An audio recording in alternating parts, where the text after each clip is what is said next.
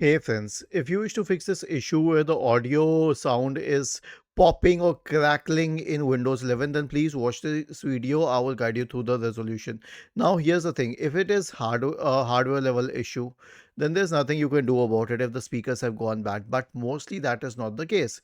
Mostly the case is that you're using a software like VLC and overshooting the volume. And if that's the case, then do not do that for an obvious reason.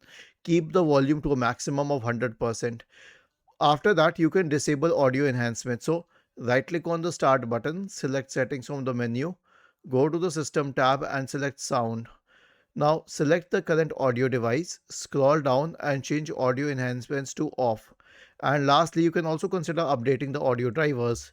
So search for device manager in the Windows search bar, open the device manager, expand audio inputs and outputs, right click and update drivers for the current audio device. Was this helpful? If yes, then please subscribe to the channel. If not, then let us know in the comment section of the video on how we could help you further. Thank you for watching this video and have a nice day.